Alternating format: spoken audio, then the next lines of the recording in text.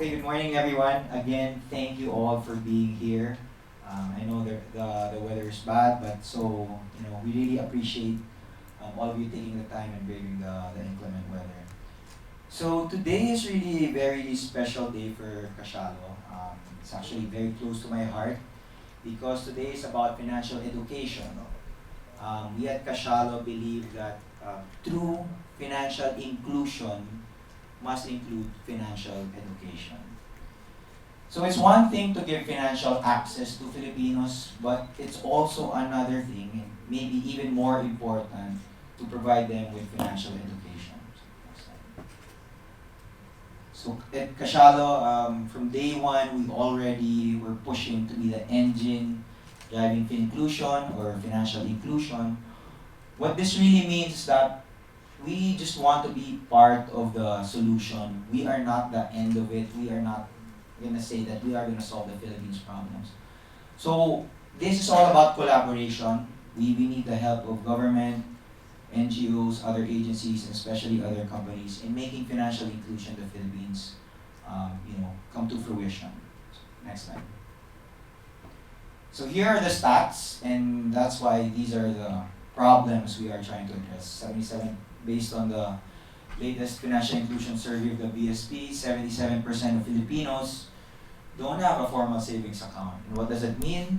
If they don't even have a savings account, they don't have access to formal financial services. And that's why 40% of adults borrow from informal sources, meaning family, friends, relatives, and of course loan sharks. What have you? You have 5, 6 guys, you have the ATM, Sangla syndicates. And then as Ron mentioned, only 25% of Filipinos are financially illiterate. Of course, less than 2% of adults have a credit card. Now let us focus on the 25%.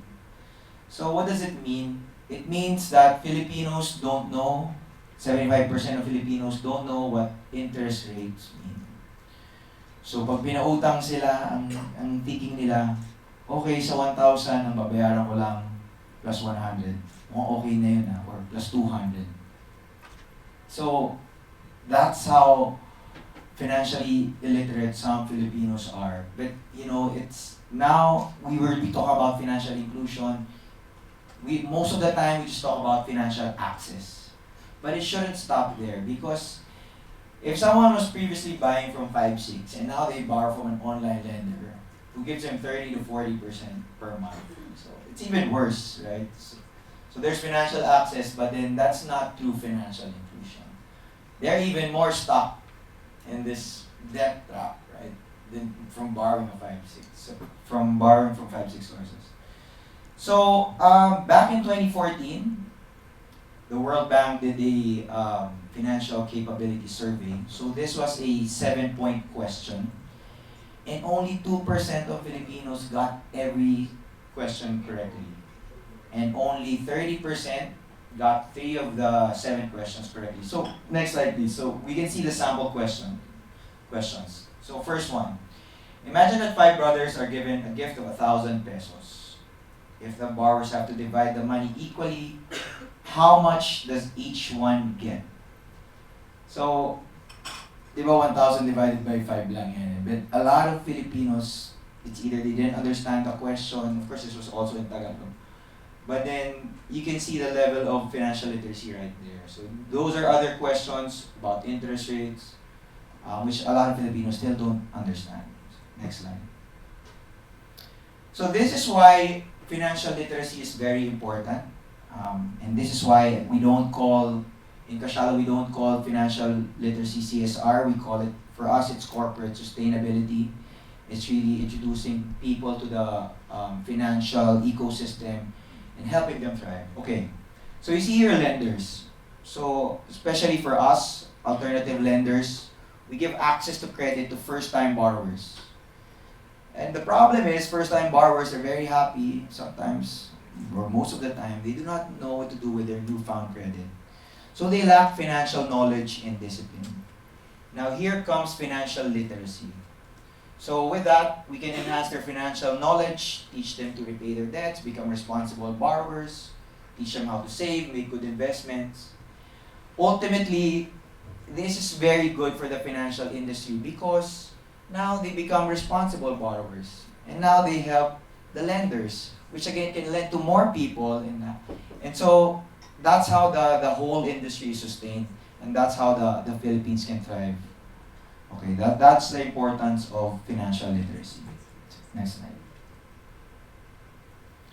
Okay, Cash Academy, basically it's a financial literacy program. We have both online and offline components. As you can see here, we have cashacademy.ph. Next slide.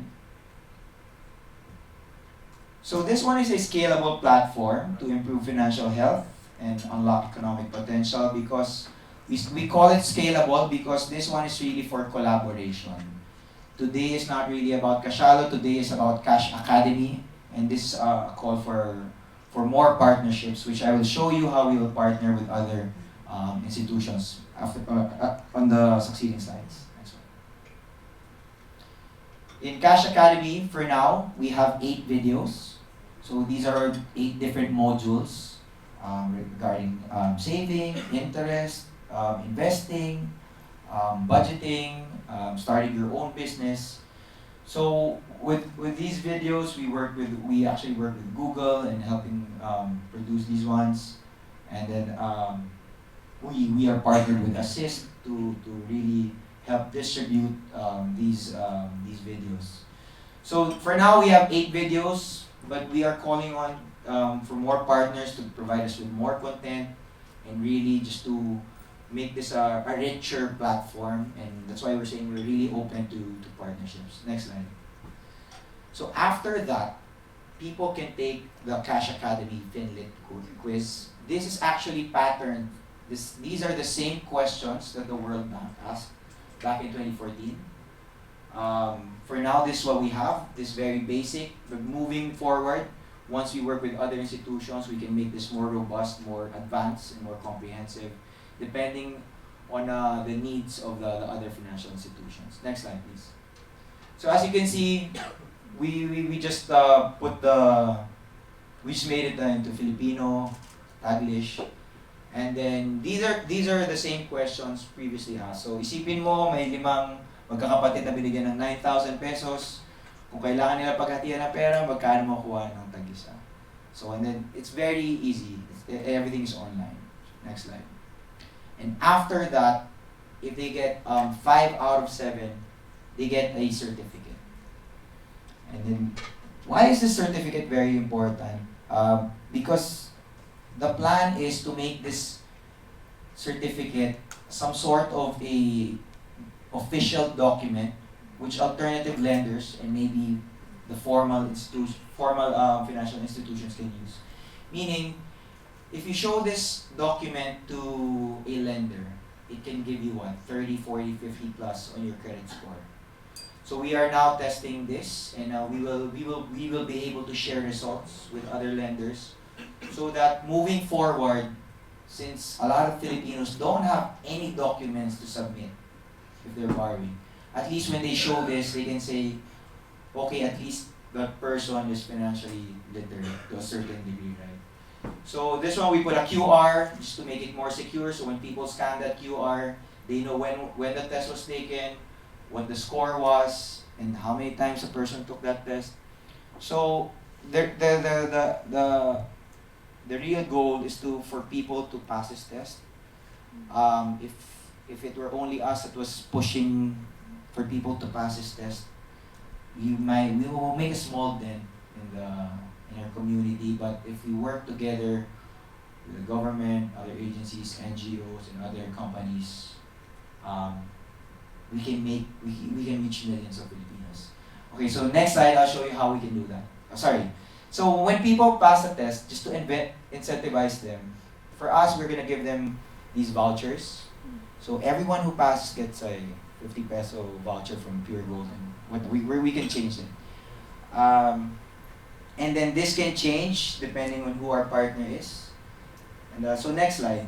So for example, so now we currently have a business partnership with National Bookstore, but we are pitching to them that they be one of our first partners for this one. So what's gonna happen is that this is going to be a co-branded site.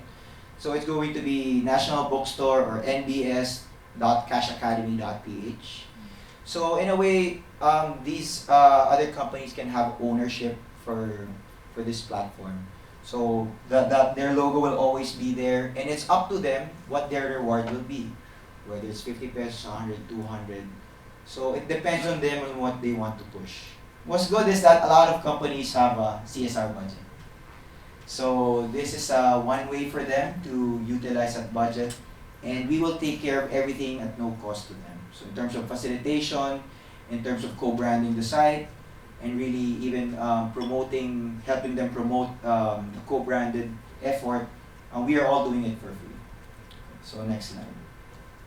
Aside from the online component, we have an offline component to Cash Academy. We are doing these Finlit seminars with DTI, of course, through Assist. We already have maybe close to a dozen seminars already executed. But again, if other companies are willing to sponsor this one, we can match them with Assist, and then they can do these seminars wherever they want to execute them. So yeah, next slide.